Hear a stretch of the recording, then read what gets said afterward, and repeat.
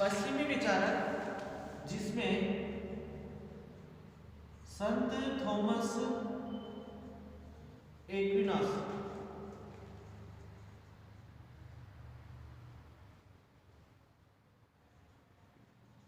संत Thomas Aquinas इनका बड़ा महत्व है।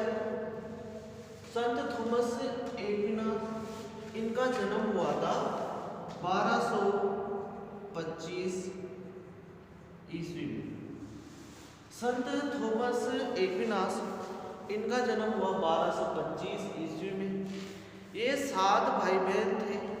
सबसे छोटे थे संत थॉमस एक्विनास, सबसे छोटे थे संत थॉमस एक्विनास। 7 भाई बहन थे। तो 7 भाई बहनों में ये सबसे छोटे थे। छोटा होने के कारण इनको लाड प्यार बहुत मिला, लेकिन इनकी रुचि धार्मिक शिक्षा पे ज़्यादा थी, ईसाई शिक्षा पे ज़्यादा थी। तो इन्होंने धर्म ग्रंथों को अध्ययन करना स्टार्ट कर दिया। लेकिन ये एक पैसे वाले या अमीर परिवार से संबंध रखते थे। तो इनके जो परिवार के सदस्य हैं, इन्हें राज्य का कोई उच्च अधिकारी बनाना चाहते थे।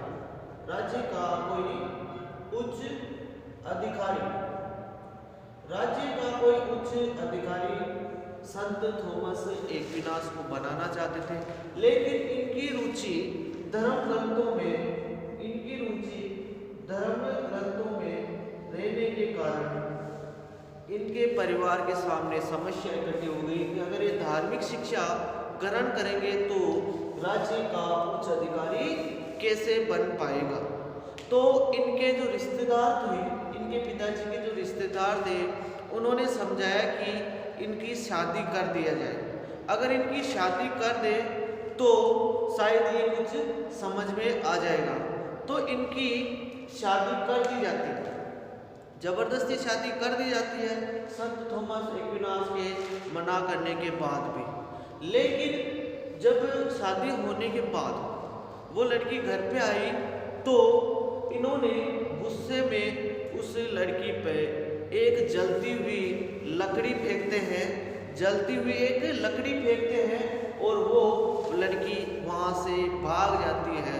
घर वाले सब परेशान हो गए कि ये राज्य का उच्च अधिकारी नहीं बन सकता। तो इन्होंने क्या किया, इन्होंने 1 साल तक, इनके परिवार वालों ने कहा कि 1 साल तक किले में या घर में बंद कर दिया जाए। तो 1 साल तक इनको घर में बंद रखा। उस समय इन्होंने बहुत सारी धार्मिक शिक्षा, बाइबल और अनेक तरह के ग्रंथ पढ़े। तो इन ग्रंथों को पढ़ने पर 1 साल बाद ये मौका देख के खिड़की से कूदकर वहाँ से भाग गए। संत थॉमस एक्विनास 1 साल तक अपने किले में बंद रहने के बाद, 1 साल तक किले में बंद रहने के बाद एक बार मौका देके खिड़की से भाग निकले और एक संप्रदाय है, उस संप्रदाय में चले गए, उस संप्रदाय के मठ में चले गए। उस संप्रदाय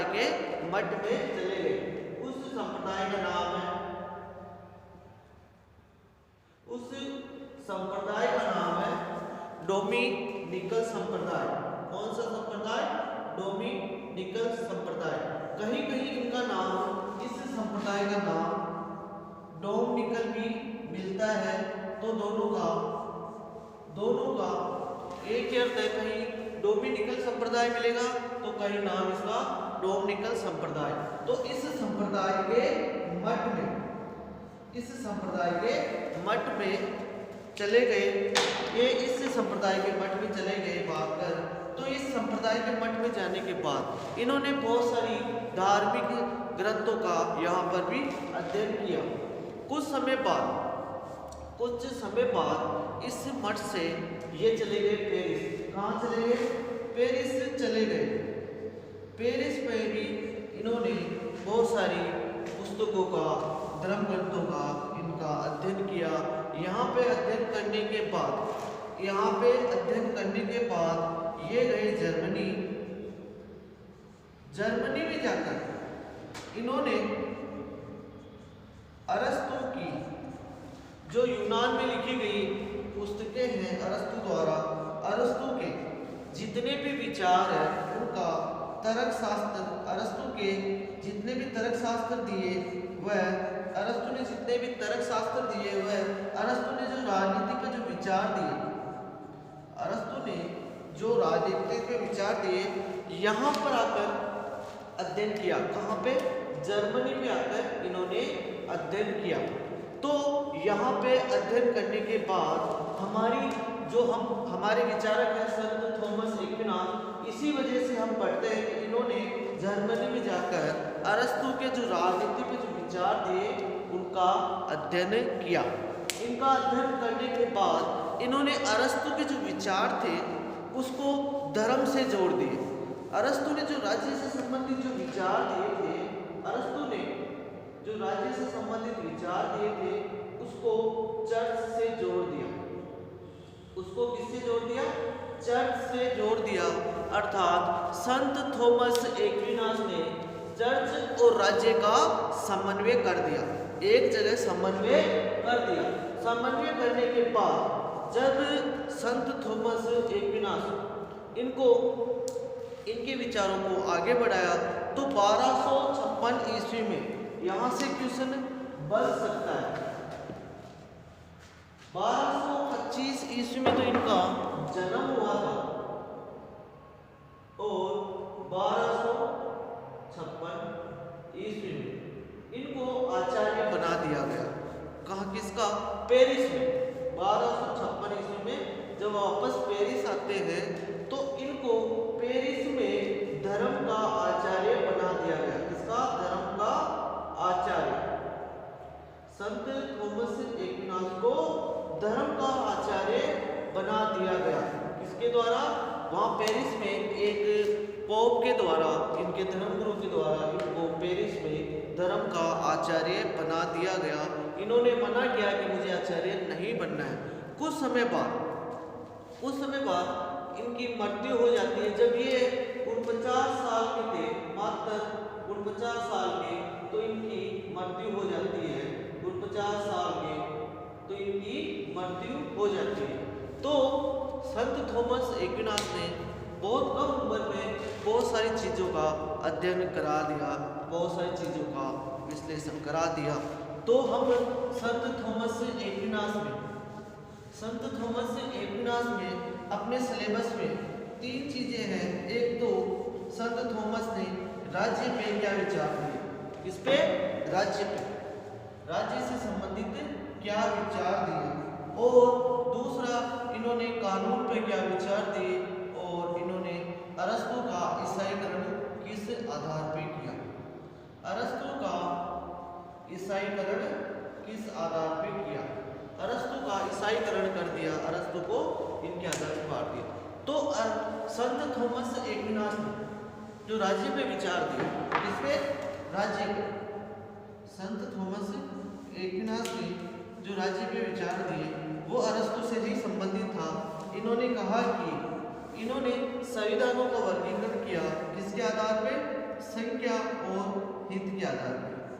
इन्होंने संविधानों का वर्गीकरण किया संख्या और हित के आधार पे, सेम जैसे अरस्तु ने किया, संख्या और हित के आधार पे, जिसमें हित एक तो जनता का हित होता है, एक स्वयं का हित होता है। एक जनता का हित होता है और एक स्वयं का हित होता है। इसमें कहा कि अगर एक व्यक्ति के हाथ में शासन हो तो अगर वो जनता की भलाई करे तो उसे राजतंत्र कहते हैं, लेकिन वो खुद की भलाई करे तो उसे निरंकुश तंत्र कहते हैं। क्या कहते हैं? निरंकुश तंत्र। लेकिन कुछ व्यक्ति के हाथ में अगर शासन हो तो उसे कुलीन तंत्र कहते हैं, और स्वयं के हाथ में हो तो उसे वर्ग तंत्र कहते हैं। इसी प्रकार अनेक व्यक्ति के हाथ में शासन हो, अनेक व्यक्ति के हाथ में शासन हो तो उसे संवैधानिक तंत्र कहते हैं। लेकिन स्वयं का हित करे, अगर स्वयं का हित करे तो उसे लोकतंत्र कहते हैं। तो इसमें संत थॉमस एक्विनास ने इसमें सबसे ज़्यादा महत्व सिर्फ कहा कि यही इम्पोर्टेंट है, राजतंत्र। एग्जामिनेशन कैसे आएगा कि संत थॉमस एक्विनास ने अरस्तु की बातें संविधानों का वर्गीकरण किया। किस आधार पर किया? संख्या और हित के आधार पर। एक सामान्य हित, एक स्वयं का हित, इनके आधार पर वर्गीकरण किया। तो ये वर्गीकरण किया, तो वर्गीकरण करने के बाद जो ये वर्गीकरण किया, इन्होंने जो वर्गीकरण किया वो संख्या और हित के आधार पर वर्गीकरण किया। जो संख्या और हित है उसके आधार पर वर्गीकरण किया। अगर एक हाथ में किसी एक व्यक्ति के एक हाथ में शासन हो, अगर वो जनता की भलाई करे तो उसे राजतंत्र कहते हैं। लेकिन अगर वही स्वयं के बारे में सोचे तो उसे निरंकुश तंत्र कहा जाता है। इसी प्रकार कुछ लोगों के हाथ में शासन हो और वो जनता की भलाई करे तो उसको कुलीन तंत्र कहते हैं। क्या कहते हैं? कुलीन तंत्र। लेकिन अगर वो खुद के बारे में सोचे, ये कुछ लोग खुद के बारे में सोचे तो उसे वर्ग तंत्र कहा जाता है। लेकिन अनेक व्यक्ति अगर जनता की भलाई करे तो उसे संवैधानिक तंत्र कहा जाता है। लेकिन अगर वो अनेक व्यक्ति अगर स्वयं का हित करे तो उसे लोकतंत्र कहते हैं। जो ये सामान्य हित है इसको तो अच्छी शासन प्रणाली मानी जाती है, लेकिन जो स्वयं का हित है इसे बुरी शासन प्रणाली मानी जाती है। अब संत थॉमस एक्विनास ने सिर्फ राजतंत्र को महत्व दिया कि सबसे ज्यादा राजतंत्र ही उपयोगी है। कैसे? कहा कि राजतंत्र क्या होता है? जैसे मनुष्य का शरीर है, मनुष्य के शरीर पर सबसे ज्यादा कंट्रोल किसका होता है? मस्तिष्क, दिमाग का। किसका? मस्तिष्क का या दिमाग। मनुष्य के शरीर पर मस्तिष्क का या दिमाग का कंट्रोल होता है।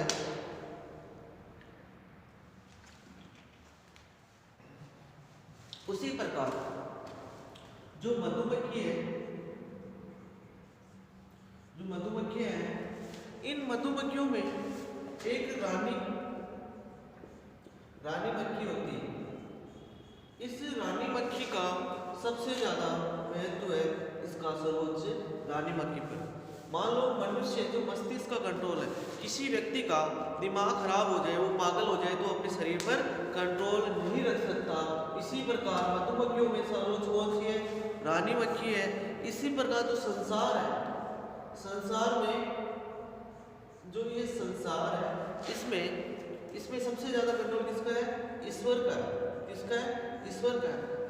संत थॉमस एक्विनास जो इस प्रकार कहता है मनुष्य पर कंट्रोल मस्तिष्क है, मधुमक्खी पर रानी मक्खी का, संसार पर ईश्वर का है। इसी प्रकार जो राज्य है, राज्य में एक व्यक्ति के हाथ में ही सत्ता रहनी चाहिए, इसीलिए उसने राजतंत्र को महत्व दिया। किसको महत्व दिया? राजतंत्र को महत्व दिया, क्योंकि ये कहता है कि अगर एक व्यक्ति के हाथ में शासन रहे और जनता के बारे में सोचे तो वो अच्छा होता है।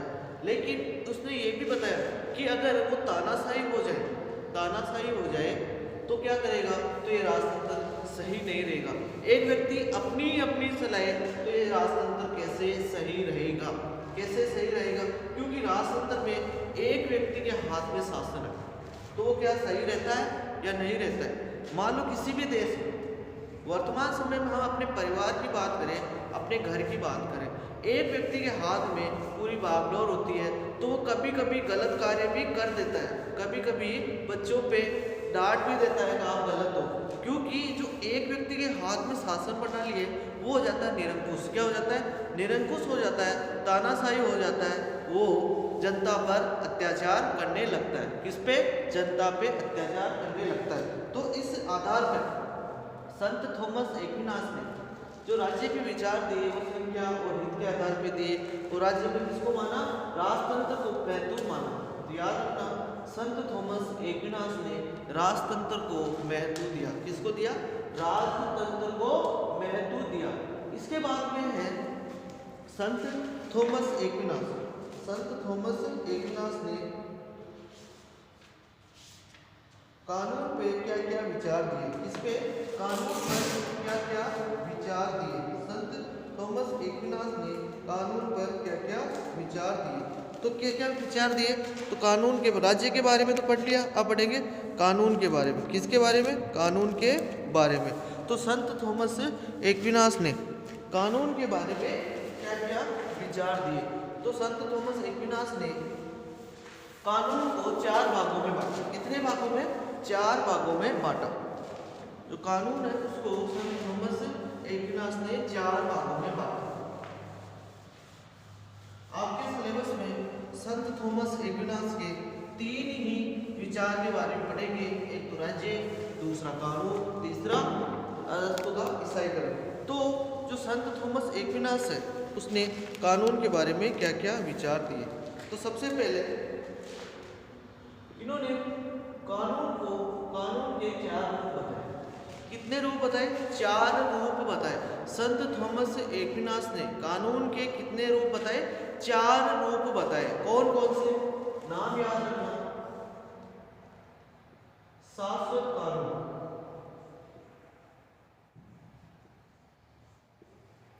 संत थॉमस एक्विनास ने पहला कानून नाम बताया शाश्वत कानून। अर्थात ये कहता है कि ये सिर्फ ईश्वर समझ सकता है, इस कानून को ईश्वर समझ सकता है। कौन, ईश्वर ही समझ सकता है। ये मनुष्य इसको नहीं समझ सकता, मनुष्य नहीं समझ सकता। संत थॉमस एक्विनास ने कानून के 4 रूप बताए। कौन कौन से, पहला है शाश्वत कानून। शाश्वत कानून, इसमें बताया कि ये ईश्वर ही समझ सकता है इस कानून को, ये मनुष्य के समझने के बाहर है, मनुष्य से परे है। तो इस आधार पर कानून में, शाश्वत कानून में इसको कहा है कि ये सिर्फ, इस कानून को सिर्फ ईश्वर ही समझ सकता है, वो ईसा मसीह ही समझ सकता है, मनुष्य इस कानून को नहीं समझ सकता। उसके बाद में दूसरा है देवी कानून। कौन सा है, देवीय कानून। दूसरा है देवीय कानून। इसमें कहा कि इसमें मनुष्य को देवीय संकेतों, जो भगवान के संकेत है, उनके द्वारा इस कानून को समझा जाता है। जो भगवान है या ईश्वर के संकेत है, उसके द्वारा इसको समझ सकते हैं। किसके, ईश्वर के संकेत हैं या जितने भी धर्म ग्रंथ हैं, बाइबल हुए, इनके जो बनाए हुए नियम हैं, इनके आधार पर समझ सकते हैं। शाश्वत कानून और देवीय कानून। संत थॉमस एक्विनास ने कानून के 4 रूप बताए। पहला था शाश्वत कानून। ये कहता है कि इसमें सिर्फ इस कानून को ईश्वर ही समझ सकता है, इसको मनुष्य नहीं समझ सकता। दूसरा बताया इसमें देवीय कानून। देवीय कानून में इन्होंने बताया कि ये सिर्फ ईश्वर के संकेतों द्वारा और जितने भी बाइबल है या जितने भी धर्म ग्रंथ है, इनके द्वारा इस देवीय कानून को समझा जा सकता है। किसको, इस देवीय कानून को। अगला है मानवीय कानून। कौन सा, मानवीय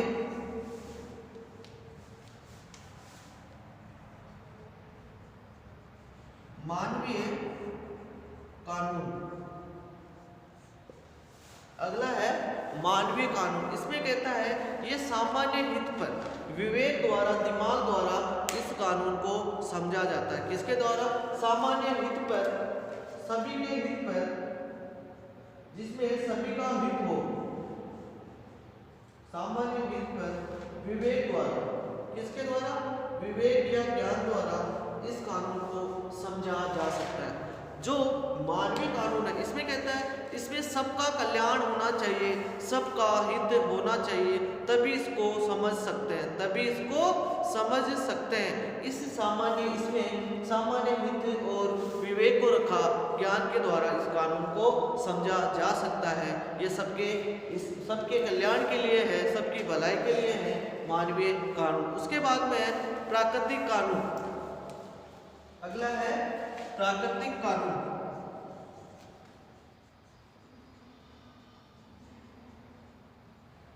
प्राकृतिक कानून, तो इसमें संत थॉमस एक्विनास ने इस प्राकृतिक कानून में कहा जितने भी दैवीय कानून है ये उस पे आधारित है। ये क्या है, प्राकृतिक कानून किस पे आधारित है, इस दैवीय कानून पे आधारित है, क्योंकि ये नैतिकता के नियमों की बात करता है। किसके, नैतिकता के नियमों की बात करता है, जिससे समाज संचालन होता है। तो ये प्राकृतिक कानून है, ये किस पर निर्भर है, ये दैवीय कानून पर निर्भर है। किस पे निर्भर है, दैवीय कानून पर। किस पे, दैवीय कानून पर निर्भर है ये प्राकृतिक कानून, दैवीय कानून पर निर्भर है, दैवीय कानून पर निर्भर है। और ये किस पर, ये किसकी बात करता है, नैतिकता के नियमों की, किसकी, नैतिकता के नियमों की बात करता है। ये जो नैतिकता के नियम है इनकी बात ये प्राकृतिक कानून करता है। जो प्राकृतिक कानून है ये नैतिकता के नियमों की बात करता है। इसके द्वारा ही समाज का संचालन होता है। किसका संचालन होता है, समाज का संचालन किसके द्वारा होता है, समाज का संचालन इस दैवीय कानून के द्वारा या प्राकृतिक कानून के द्वारा होता है। तो संत थॉमस एक्विनास ने कानून के कितने रूप बताए, 4 रूप बताए। तो 4 नाम कौन कौन से हैं, 4 रूप कौन कौन से हैं। पहला शाश्वत कानून, इसमें कहता है ये ईश्वर के समझ से, ईश्वर ही समझ सकता है इस कानून को, मनुष्य इस कानून को नहीं समझ सकता। उसके बाद में है दैवीय कानून, कहता है जो दैवीय कानून है ये ईश्वर के संकेतों द्वारा समझा जा सकता है, और इसमें जैसे धर्म ग्रंथ बाइबल हुए इसके द्वारा भी इसको समझा जा सकता है। जबकि मानवीय कानून ये सबके हित की बात करता है और ये विवेक द्वारा इसको समझा जा सकता है। लेकिन जो प्राकृतिक कानून है इसको दैवीय कानून पर निर्भर माना है, कि दैवीय कानून और प्राकृतिक कानून इस पर निर्भर माना है, और ये नैतिकता के नियमों की बात करता है। इसके द्वारा समाज का संचालन होता है। किसका संचालन होता है, संत थॉमस एक्विनास ने अरस्तु का ईसाईकरण की साधना की। अरस्तु का ईसाईकरण,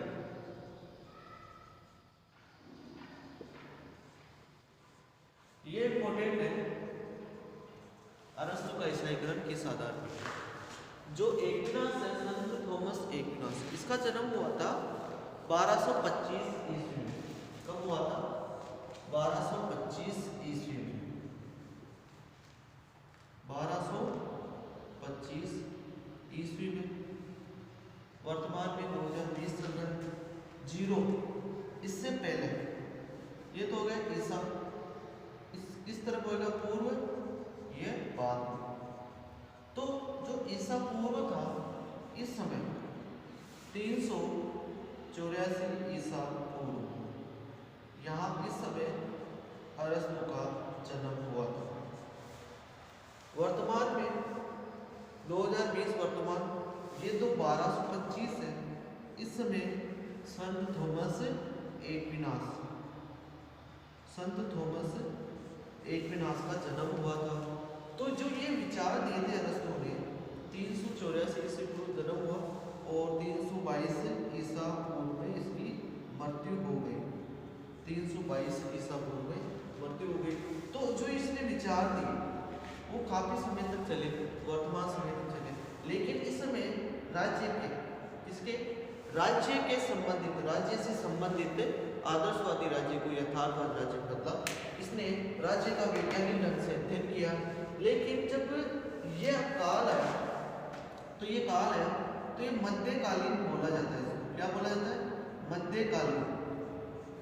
इस काल को मध्यकालीन, इसको प्राचीन, वर्तमान में आधुनिक। जो मध्यकालीन में आया संत थॉमस एक्विनास, जो मध्यकालीन में आया, तो इस कारण इसने क्या कर दिया, अरस्तु का ईसाईकरण कर दिया। इसका अरस्तु का ईसाईकरण कर दिया। अरस्तु को विचारों को धर्म से जोड़ दिया। अरस्तु ने जो विचार दिए उसको धर्म से जोड़ दिया। इसीलिए संत थॉमस एक्विनास को मध्य युग का, किसका, मध्य युग का अरस्तु माना जाता है। इंपोर्टेंट है, मध्य युग का अरस्तु किसे माना जाता है, तो संत थॉमस एक्विनास को। क्योंकि संत थॉमस एक्विनास ने अरस्तु के सारे विचारों को धर्म से जोड़ दिया। इसीलिए संत थॉमस एक्विनास को मध्य युग का अरस्तु माना जाता है। याद रखना, मध्य युग का अरस्तु किसे माना जाता है? संत थॉमस एक्विनास को। क्योंकि जो अरस्तु के विचार थे उसमें चर्च, धर्मशास्त्र, पोप की श्रेष्ठता को जोड़ता है। किसको जोड़ता है? चर्च। इसके जो विचार थे अरस्तु के, उसमें चर्च, धर्मशास्त्र और पोप की श्रेष्ठता को जोड़ता है। पोप की श्रेष्ठता को जोड़ता है। कौन जोड़ता है? संत थॉमस एक्विनास। किसके विचारों को? अरस्तु के जितने भी विचार थे, अरस्तु के विचारों को संत थॉमस एक्विनास अरस्तु के विचारों में चर्च, धर्मशास्त्र, पोप की श्रेष्ठता को जोड़ता है। इसीलिए इसको मध्य युग का अरस्तु कहा जाता है। संत थॉमस एक्विनास को मध्य युग का अरस्तु कहा जाता है। एक्विनास कहता है कि संत थॉमस एक्विनास कहता है कि कुछ ऐसे भी सत्य हैं जो दिमाग से या बुद्धि से अलग है या इससे ऊपर है। उन्हें सिर्फ ईश्वर की सिर्फ ईश्वर की कृपा से ही प्राप्त किया जा सकता है। इसीलिए चर्च का समर्थन करता है। संत थॉमस एक्विनास कहता है कि कुछ विचार ऐसे भी हैं या कुछ सत्य ऐसे भी हैं जो किससे? बुद्धि से अलग है या ऊपर है। बुद्धि से ऊपर है। इन्हें सिर्फ किसके द्वारा? ईश्वर के द्वारा ही प्राप्त कर सकते हैं। इन्हें किसके द्वारा? ईश्वर के द्वारा ही प्राप्त कर सकते हैं और इन्हें ईश्वर के द्वारा ही प्राप्त कर सकते हैं। इसीलिए इसको चर्च का समर्थन दिया है। इसने किसका समर्थन दिया? चर्च का। इसने चर्च का समर्थन किया है। और ये भी माना जाता है कि अरस्तु के समान ही उसने मानव समाज का विकास किया है। ये कहते हैं संत थॉमस एक्विनास। इसलिए मानते हैं कि अरस्तु ने जो मानव समाज माना उसके समान ही इसने कहा है कि मानव समाज का विकास ही मानव समाज में रहकर ही कर सकते हैं। इसका तात्पर्य यह है कि मानव का विकास तभी हो सकता है जब इस पर ईसा मसीह का समाज आ जाए। अरस्तु ने माना है कि मानव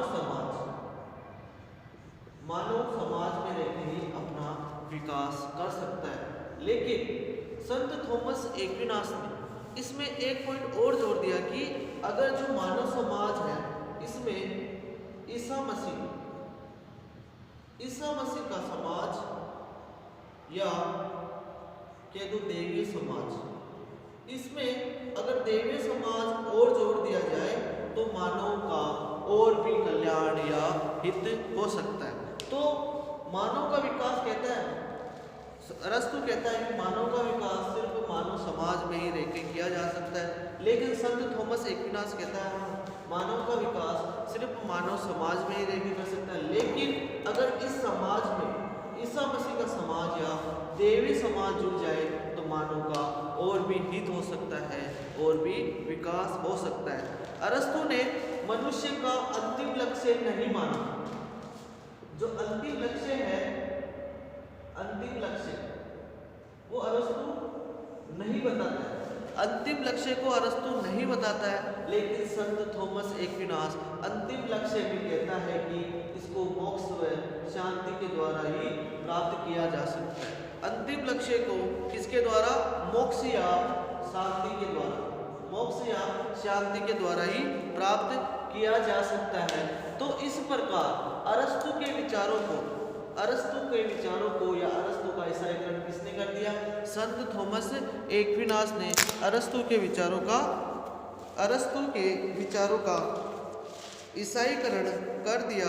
अरस्तु के विचार में उस समय तक सत्य माना जाता है जब तक मनुष्य बुद्धि तक पहुंच जाता है। तो जो अरस्तु के विचार है, कौन से जो अरस्तु के विचार है, उस समय तक सत्य माना जाता है, किस समय तक, जब तक मनुष्य उस तक नहीं पहुंचा। लेकिन कुछ ऐसे विचार हुए जिनको सिर्फ ईश्वर के द्वारा ही प्राप्त किया जा सकता है। किसके द्वारा? ईश्वर के द्वारा ही प्राप्त किया जा सकता है। तो संत थॉमस एक्विनास कहता है कि जो सत्य अरस्तु मानता है, वो सिर्फ वहाँ तक मानव बुद्धि ही पहुँच सकती है। मानव का विकास, मानव का दिमाग है, वो ही पहुँच सकता है। अरस्तु जो सत्य मानता है वो सिर्फ मानव बुद्धि ही, मानव का जो दिमाग है वहीं तक पहुँच सकता है। लेकिन अगर हम ईसाई, अगर हम धर्म के द्वारा सत्य माना जाए तो हम इसको पहुंचा सकते हैं, हम इसको आगे भी बढ़ सकते हैं। मानव सत्य को मानव बुद्धि द्वारा इसको इतना बढ़ा नहीं सकते जितना धर्म के द्वारा हम इसको सत्य को प्राप्त कर सकते हैं। इसी प्रकार अरस्तु के जितने भी दर्शन हैं उसका क्या कर दिया? ईसाईकरण कर दिया। अरस्तु के जितने भी दर्शन हैं उसका संत थॉमस एक्विनास ने क्या कर दिया? ईसाईकरण कर दिया। तो ये तो था हमारा आज संत थॉमस एक्विनास से संबंधित